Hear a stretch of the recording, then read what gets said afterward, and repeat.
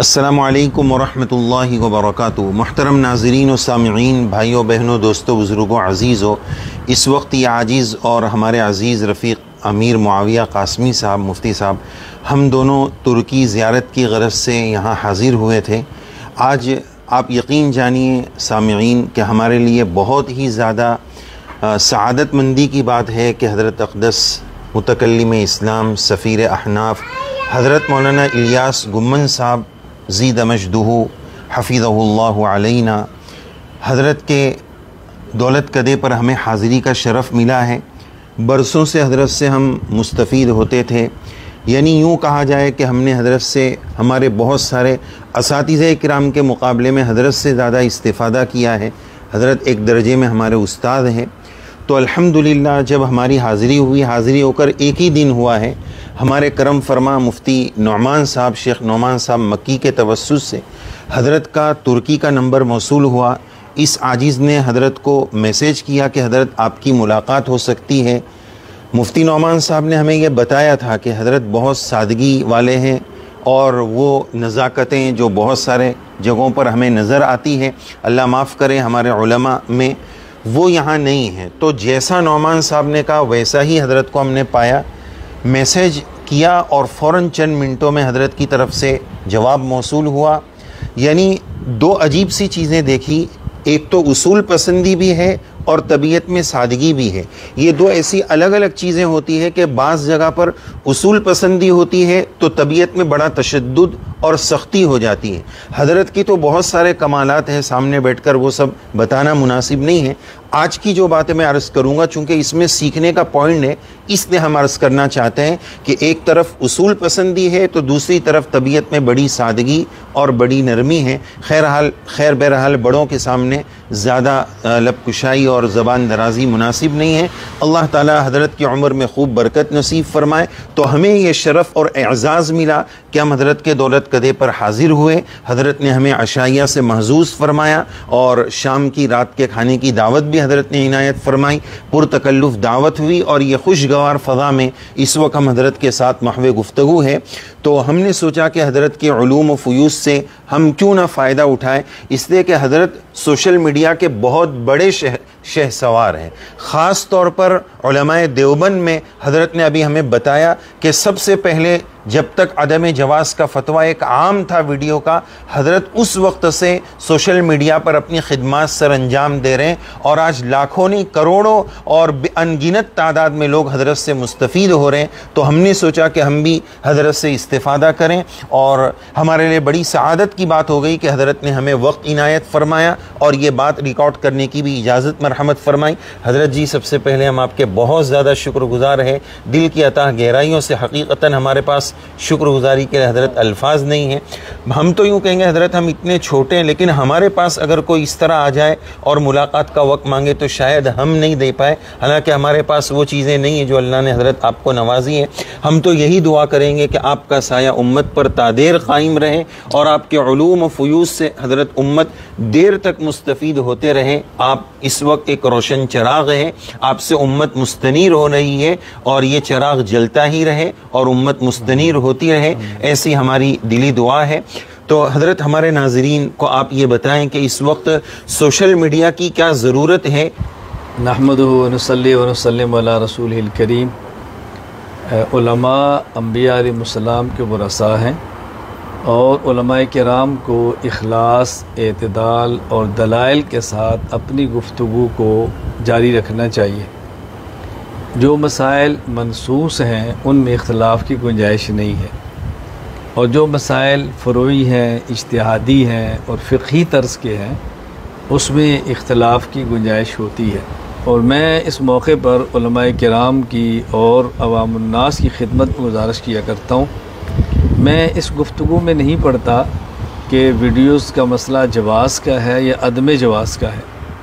میں سمجھتا ہوں کہ گفتگو یہ ہے کہ ویڈیو کی اس وقت ضرورت ہے یا ضرورت نہیں ہے، سوشل میڈیا پر ضرورت ہے یا ضرورت نہیں ہے، چونکہ اس وقت باطل کی یلغار ہے، فکری، اعتقادی، عملی اور ہر پہلو سے، اور انہوں نے سوشل میڈیا کو بطور ہتھیار کے عالم اسلام کے نظریات اور مسلمانوں کے خلاف استعمال کیا ہے، تو ہمیں سوشل میڈیا کو میڈیا ہی نہیں بلکہ اہل حق کی امداد اور نصرت کے لیے بطور ہتھیار استعمال کرنا چاہیے۔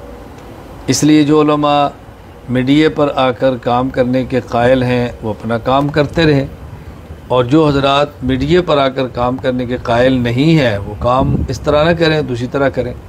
تو دو قسم کے افراد ہیں، ہم دونوں کی قدر بھی کرتے ہیں، دونوں کا احترام بھی کرتے ہیں، اس اعتبار سے کہ ہر شخص کی اپنی رائے ہے۔ اگر میں اپنی رائے کو اخلاص کی بنیاد پر سمجھتا ہوں تو میں دوسرے حضرات کی رائے کو بھی اخلاص کی بنیاد پر ہی سمجھتا ہوں۔ تو اللہ تعالی ہمیں اخلاص، اعتدال اور دلائل کے ساتھ اپنے کام کو جاری رکھنے کی توفیق عطا فرمائے، اور ہم ایک دوسرے کی قدر کریں، ایک دوسرے کا احترام کریں، اور اختلاف کو اختلاف کے درجے میں رکھ کر کام کریں گے تو انشاءاللہ بے حد فائدہ ہوگا۔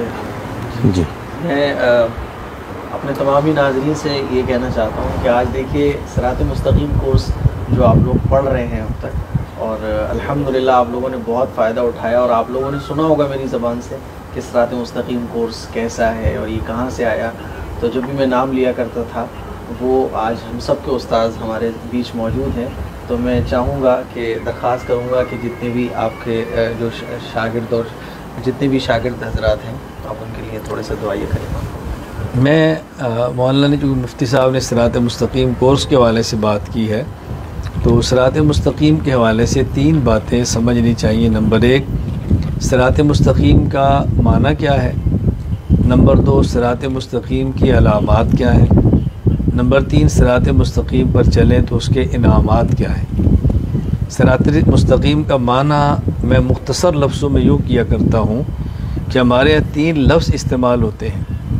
نمبر 1، حد سے گزرنا، نمبر 2، حد سے اترنا، نمبر 3، حد پہ رہنا۔ اس کو عربی میں ان الفاظ سے تعبیر کرتے ہیں کہ حد سے گزرنا افراط ہے، حد سے اترنا تفریط ہے، اور حد پر رہنا اعتدال ہے۔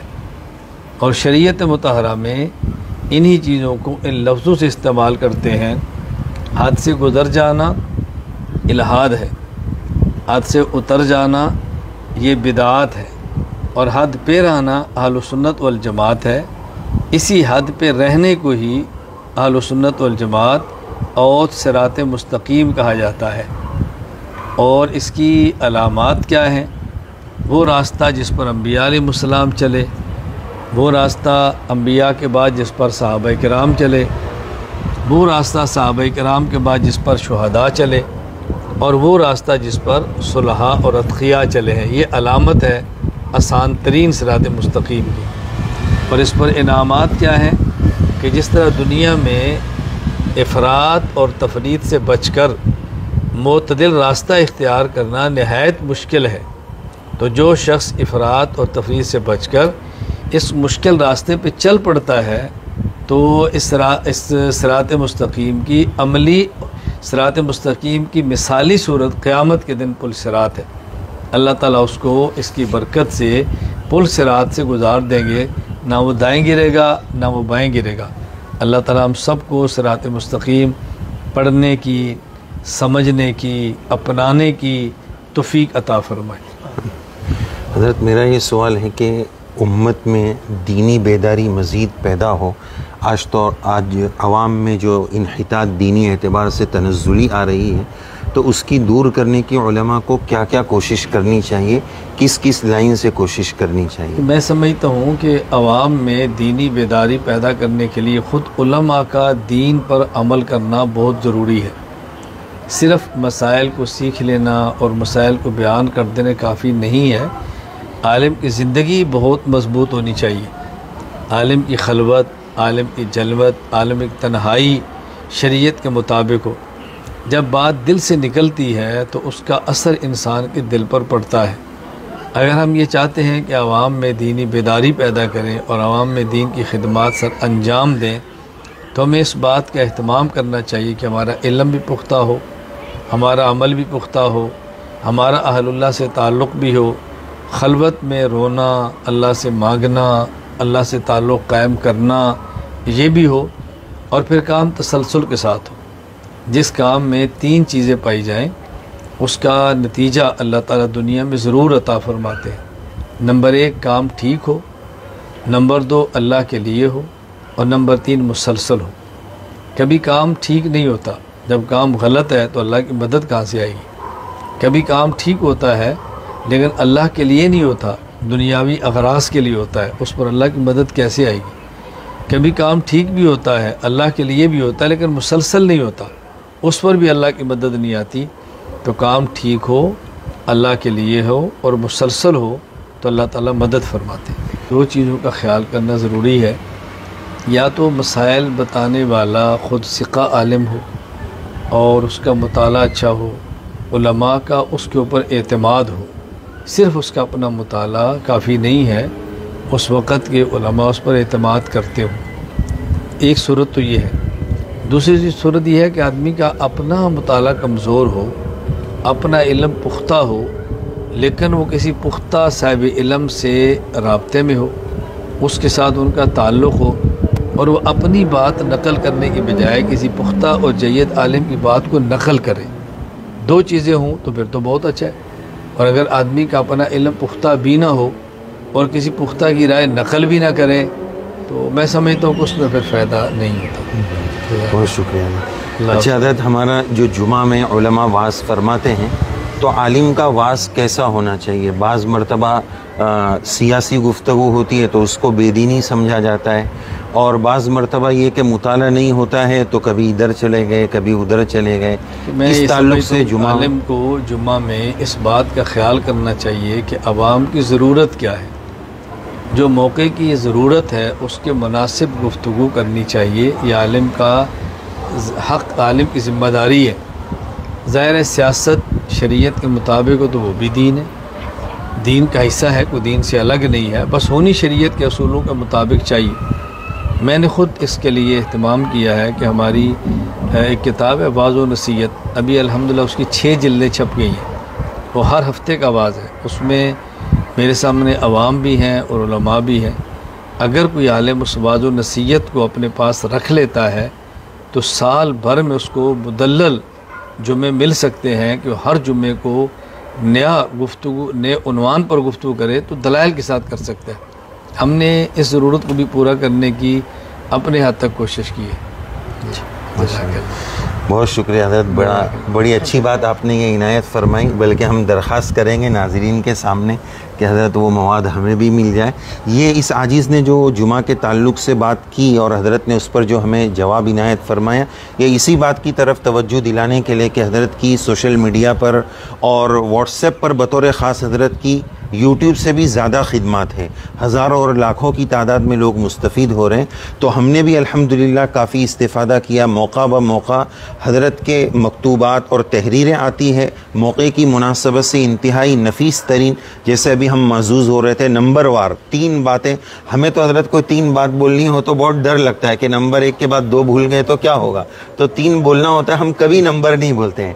ہم نے آج سے 15 سال پہلے سے شاید حضرت کے واعظ یا اس سے پہلے سے سن رہے ہوں گے، یہ بات بھی بڑی عجیب لگی کہ ہر بات کا اجمالی نمبر پھر تفصیلی اس کو شمار کرانا۔ ہمیں جب بولنا ہوتا ہے تو کبھی بھی نمبر نہیں بولتے ہیں، 3 چیزیں گنا دیں گے لیکن نمبر بولنے میں بڑا ڈر لگتا ہے۔ تو بہرحال انتہائی نفیس ترین مدلل مختصر گفتگو حضرت کی جمعہ کے پہلے ہر ہفتے آ جاتی ہے۔ ہم جو جمعہ میں امت کی رہبری کی کوشش کرتے ہیں، ہمیں چاہیے کہ ہم ایسے اکابر سے وقتاً فوقتاً مستفید ہوتے رہیں۔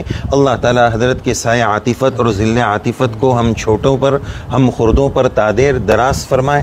حضرت 1 منٹ کی دعا بھی ہمارے ناظرین کے لیے کرا دے تو ہمارا زیادہ فائدہ ہوگا، سب کو دعا بھی مل جائے گی۔ اللہ تعالی ہم سب کو اپنے دین کی مقبول خدمت کی توفیق عطا فرمائے۔